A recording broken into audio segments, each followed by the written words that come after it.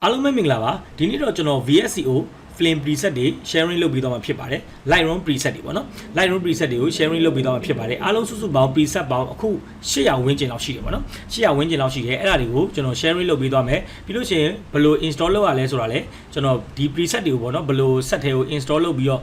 လွယ်လင်းတကူဘယ်လိုသုံးရမလဲပေါ့နော်အဲ့ဒါတွေကိုကျွန်တော်ပြောပြပေးတော့မှာဖြစ်ပါတယ်အဲ့တော့ကျွန်တော် Lightroom ထဲကိုဝင်လိုက်မယ်ပေါ့နော်ကျွန်တော် raw ပုံ3ပုံကိုထုတ်ထားတယ်အဲ့ဒီ raw ပုံ3ပုံနဲ့preset တွေကိုစမ်းပြသွားမယ်ပေါ့နော်အဲ့တော့ကျွန်တော်တို့ပထမဦးဆုံး preset ကို install လုပ်မယ်ဆိုလို့ရှိရင်ပထမဦးဆုံးအရင် down လိုက်ပေါ့နော် down ပြီးသွားပြီး preset တွေပေါ်လာပြီဆိုရင် preset တွေရပြီပေါ့နော်ရပြီဆိုလို့ရှိရင်ကျွန်တော်တို့ဒီ Lightroom ထဲဝင်ပေါ့နော် Lightroom ထဲကဒီ edit ထဲကနေပြီးတော့ဒီ preferences ပေါ့နော် preferences ထဲဝင်လိုက်မယ်ဝင်ပြီးလို့ရှိရင်ကျွန်တော်တို့ဒီအဲ့ဒီထဲမှာကျွန်တော် tab ရှိတယ်ပေါ့နော် general ပြီးလို့ရှိရင်ဘေးက preset ဆိုတဲ့ tab လေးကိုနှိပ်လိုက်မယ်အဲ့ဒီထဲမှာဒီ show Lightroom developer develop show Lightroom develop preset ရယ် show other Lightroom preset ရယ်ဆိုတော့နှစ်ခုပေါ်နေလိမ့်မယ်ပေါ့နော်တချို့ဟာကျတော့ show Lightroom preset လို့ပဲပေါ်နေလိမ့်မယ် version တစ်ခုနဲ့တစ်ခုနဲ့မတူဘူးပေါ့နော်အဲ့တော့ဒီ show all other Lightroom preset ဆိုတာကိုနှိပ်လိုက်ပေါ့နော်တချို့ဟာဆိုလဲ show Lightroom preset ဆိုတာကိုနှိပ်လိုက်မယ်အဲ့တော့ကျွန်တော်ဒါလေးကိုတစ်ချက်နှိပ်လိုက်မယ်နော်အဲ့ဒီခါမှာသူကသူ့ရဲ့ folder ထဲကိုရောက်သွားမယ်ပေါ့နော်အဲ့ဒီခါမှာဒီ Lightroom folder ပေါ့နော် Lightroom folder ကိုကျွန်တော်တစ်ချက်နှိပ်လိုက်မယ်နှိပ်ပြီးလို့ရှိရင်develop preset ဆိုတာရှိပါတယ်အဲ့ဒီထဲကိုသွားမယ်ပေါ့နော်အဲ့ဒီထဲမှာကျွန်တော်တို့ထည့်ရမှာပေါ့နော်ဟုတ်ပြီအဲ့ဒါဆိုလို့ရှိရင်ကျွန်တော်တို့เนาะထည့်မယ်เนาะ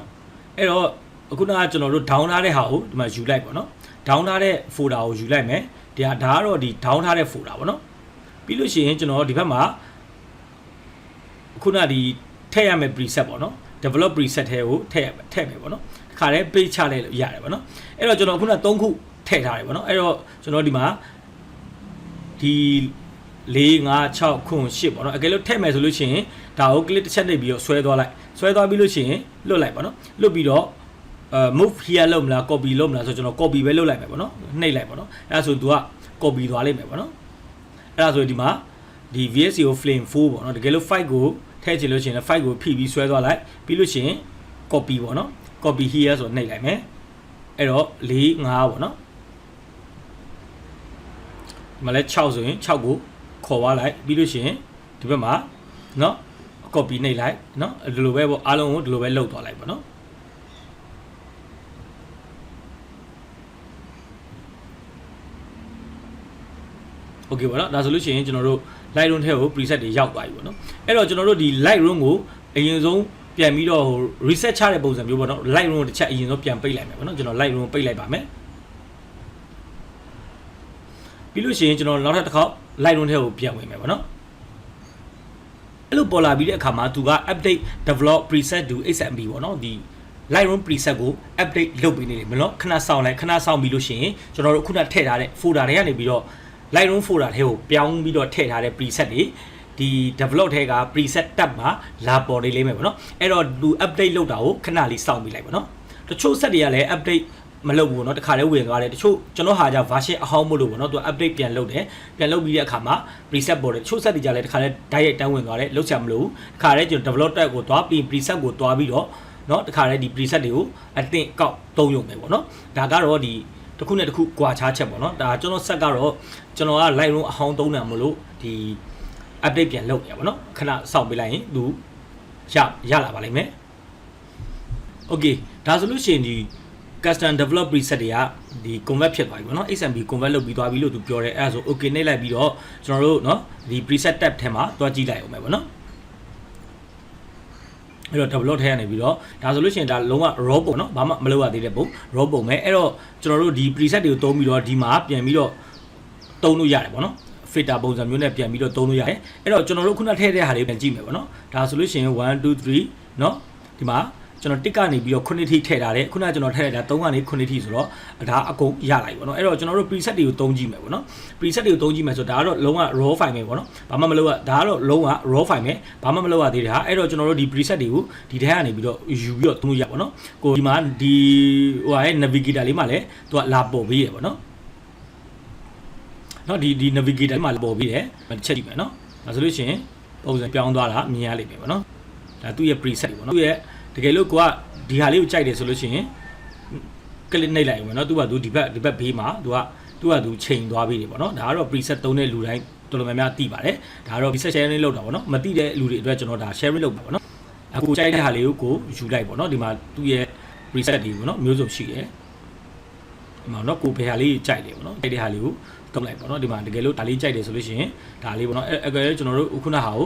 ုဟိုဟာပြန်ကြည့်မယ်ပေါ့နော် before after ပြန်ကြည့်မယ်ပေါ့နော်ဒါကတော့ before ပေါ့နော်ဒါကတော့ after ပေါ့နော်ဒီမှာနော် before after ပေါ့နော်ပုံစံလေးကပြောင်းသွားပြီပေါ့နော်ဒီမှာတကယ်လို့ဒီမှာသူက grain တွေထည့်ထားတယ်ကိုက grain မကြိုက်ဘူးပေါ့နော် grain ထည့်တာကိုမကြိုက်ဘူး short မယ်ဆိုလို့ရှိရင်လည်း short လို့ရတယ်တကယ်လို့ကိုကပေါ့နော်ဒီ grain ကိုကြိုက်လို့ grain ထည့်မယ်ဆိုလည်းထည့်လို့ရတယ်တကယ်လို့ short မယ်ဆိုလို့ရှိရင်အမောင်ကို0လောက်ချပလိုက်ပေါ့နော်အဲ့ဒါဆိုရင်တော့ grain တွေပျောက်သွားပြီပေါ့နော်ဒါ grain မရှိတော့ grain နည်းနည်းလေးထည့်ချင်တယ်ဆိုလည်းနည်းနည်းလေးထည့်လိုက်ပေါ့နော်ကိုကလုံးဝမထည့်ချင်ဘူးဆိုလည်းလုံးဝမထည့်နဲ့ပေါ့နော်ဒါကတော့ကိုအကြိုက်နဲ့ကိုပဲပေါ့နော်အဲ့တော့ကျွန်တော်တို့ဒီဟာလေးတွေကိုကကြိုက်တယ်ဆိုလို့ရှိရင်လည်းကြိုက်တယ်ပေါ့နော်တကယ်လို့ကိုကမကြိုက်သေးဘူးဆိုလည်းနည်းနည်းလေးပြန်ပြီးတော့ကိုက modify ပြန်လုပ်လို့ရတယ်ပေါ့နော် preset လေးတွေကို modify ပြန်လုပ်လို့ရတယ်ပုံစံလေးတွေပေါ့နော်ကိုကြိုက်တဲ့ပုံစံလေးတွေကို modify ပြန်လုပ်ပေါ့နော်ဟုတ်ပြီနော်ကျွန်တော်ဒီ Lightroom သင်ခန်းစာတွေဆိုလို့ရှိရင်လည်းကျွန်တော်အကုန်လုံးshare ထားပြီးသားပေါ့နော် Lightroom ကိုအစအဆုံးပေါ့နော်လုံးဝအခြေခံနေစပြီးတော့ဒီတော့ကကျွန်တော်ပညာဒါနတင်နန်းမှာတော့ကလုပ်တဲ့ဟာပေါ့နော်ကျွန်တော်အကုန်လုံး Lightroom အသုံးချနည်းပေါ့နော် Lightroom အသုံးပြုနည်းပေါ့နော်အသုံးပြုနည်းအကုန်လုံးကိုကျွန်တော်ထည့်ထားပြီးသားပေါ့နော်ကိုလိုကိုကြိုက်တဲ့ပုံစံလေးကိုလုပ်လို့ရတယ်ပေါ့နော်တကယ်လို့ vignette ပုံစံလေးထည့်ခြင်းလဲ vignette ပုံစံလေးထည့်လိုက်ပေါ့နော်တို့သားလည်းတို့သမီး pop ဖြစ်သွားအောင်လို့ vignette ပုံစံထည့်ခြင်းလဲထည့်highlight လေးနည်းနည်းပြန် short ပေါ့နော်တကယ်လို့နောက်က texture လေးတွေဆိုလဲ texture လေးတွေပြန်ထည့်လိုက်ပေါ့နော်တို့သမီးရဲ့ကာဝင်ကိုက texture လို့ရှင်နေဆိုလို့ရှိရင်လည်း texture လေးတွေနည်းနည်းပါဒီနော်ဒီကနေပြီးတော့ပြန်ထည့်လိုက် brush tool သုံးလဲရတယ်နော် radial filter သုံးလဲရတယ်ပေါ့နော်ကိုကြိုက်တဲ့ပုံစံလေးတွေကိုပြန်ပြီးတော့တွားလိုက်ပေါ့နော်ဒီမှာဆိုလို့ရှိရင်ဒါ invert လုပ်လိုက်မယ် invert လုပ်ပြီးတော့ကိုကြိုက်တဲ့ပုံစံလေးကိုပြန်တော့တွားလိုက်ပေါ့နော်ဒါတော့ဟိုအကျန်းပေါ့နော်အကျန်းပုံစံလေးကျွန်တော်ကို modify ပြန်လုပ်လို့ရတယ်ဆိုတာပြောပါပေါ့နော်ဒါဟိုလိုမျိုး file နဲ့ပြင်တာမျိုးတော့မဟုတ်ပေါ့နော်ဒါဟိုကျွန်တော်အကျန်းမင်းပြောပြတာပေါ့နော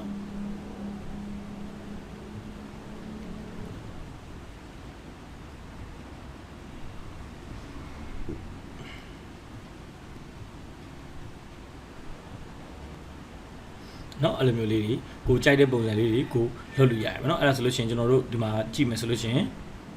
before after ပေါ့နော်ပုံစံလေးပြောင်းသွားတာကိုတွေ့လိုက်မယ်ကိုကတကယ်လို့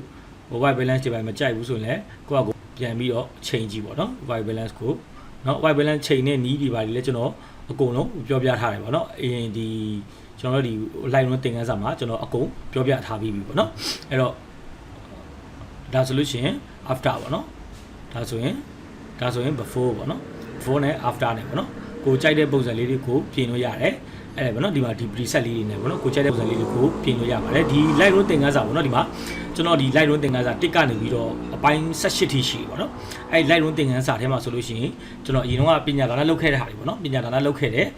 အဲ့ဟာလေးတွေကိုကျွန်တော်အရင်တော့ group လေးနေပေါ့နော်ပညာဒါနလုပ်ခဲ့ရတာအခုကျွန်တော် YouTube မှာအကုန်လုံးပြန် share ထားပေးတယ်ကိုကြိုက်တဲ့ဟာလေးတွေကိုနော် YouTube ပေါ့နော်ဒီမှာtone curve တွေပြီးရင် color grade လောက်ရမယ့် tools တွေဒီ split tone တွေပေါ့နော်ဒီ detail panel တွေပြီးရင် adjustment brush tool တွေနော်အကုန်လုံးကျွန်တော် gradient filter သုံးတာတွေကအစပေါ့နော်တော်တော်များများကျွန်တော်ထည့်ထားပေးရပေါ့နော်ဒီမှာ raw file တွေဆိုလို့ရှိရင်လည်းကျွန်တော် Telegram group တွေမှာ free share ထားပေးတယ်ပေါ့နော်အဲ့ raw file ယူပြီးတော့ကျင့်လို့ရတယ်ဒါတွေဆိုလည်းကျွန်တော် raw file တွေအကုန်ထည့်ထားပေးတယ်ပေါ့နော်တိကနေ section တွေကြည့်လို့ရတယ်ဒီဟာကတော့အားလုံးတစုတစည်းတည်းပေါ့နော်ပေါင်းထားတာပေါ့နော်အဲ့လိုမျိုးအဲ့တော့ကျွန်တော် Lightroom ထဲကိုပြန်သွားလိုက်မှာပေါ့နော်နောက်ထပ်တခြားပုံလေးတွေကိုကိုကနော်လှုပ်ချင်လဲရတယ်ပေါ့နော်အဲ့မှာဒါမျိုးဒီပုံလေးတွေပေါ့နော်ဒီပုံလေးတွေဆိုလဲကျွန်တော်တို့ဟိုပြန်ပြီးတော့ပေါ့မှာပေါ့နော်ဒါလေးတွေကိုကျွန်တော်တို့ဒီမှာ preset လေးတွေသုံးပြီးတော့ဟိုပြင်လို့ရတယ်ပေါ့နော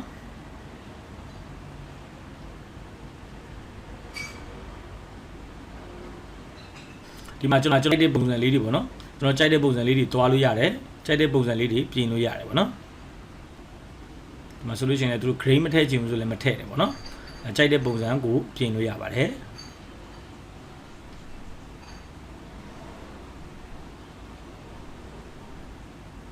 ဒီမှာ one tone တွေ2 tone တွေကြိုက်တဲ့ tone ပေါ့နော်ကိုဒါဆို one tone လေးပေါ့နော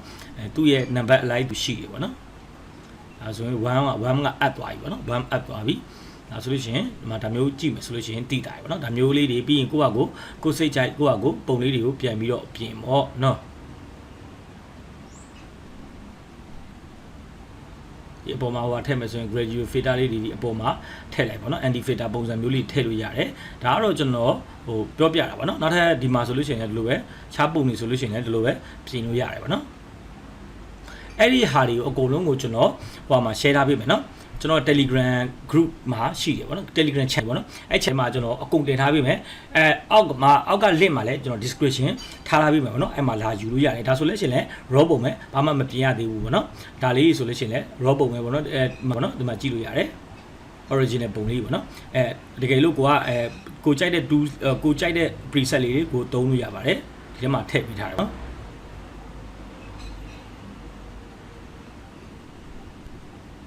နော်ကိုဘယ်ဟာလေးကြိုက်လဲပေါ့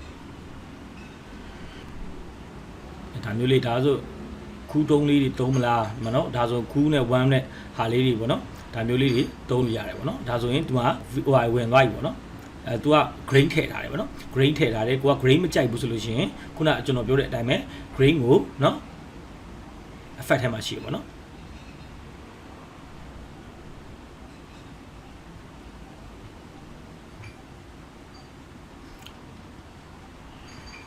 effect ထဲမှာရှိတဲ့ grain ကိုမကြိုက်ဘူးဆိုရင် grain ကိုလုံးဝပိတ်ပလိုက်လို့ရတယ်ဒါဆိုလို့ရှိရင်เนาะဒါဆိုလို့ရှိရင်ဒီ magenta ကနေပြီးတော့နည်းနည်း one လေးအပ်သွားပြီပေါ့နော်တုံးလေးက one လေးအပ်သွားတယ်one လေးအပ်သွားပြီးလို့ရှိရင်ကိုယ့်အကိုတခြားเนาะပြန်ပြီးတော့ပြင်လို့ရတယ်ပေါ့နော်ဒါမျိုးလေးတွေကိုကြိုက်တယ်လို့ကိုလုပ်လို့ရပါတယ် contrast ကိုတင်ပါလား highlight တွေနည်းနည်း short ပါလားပြီးရင် filter တွေဘယ်လိုသုံးမလဲပေါ့နော် color တွေကိုပြန်ပြင်ချင်လားပေါ့နော်ကိုကြိုက်တဲ့ပုံစံလေးနဲ့ကိုသုံးလို့ရတယ်ပေါ့နော်အဲ့တော့ကျွန်တော်ဒါလေးအကုန်လုံးကို Telegram group မှာ share ထားပေးမှာဖြစ်ပါတယ်เนาะကိုကြိုက်တဲ့ဟာကိုအသုံးပြုပြီးတော့ကိုစိတ်ကြိုက်ကိုပြန်ပြီးတော့ပြင်ကြည့်ပေါ့နော်ဒါကတော့ကျွန်တော် preset တွေအကုန်လုံးကို share ထားပေးတာဖြစ်ပါတယ်เนาะအားလုံးကိုကျေးဇူးတင်ပါတယ်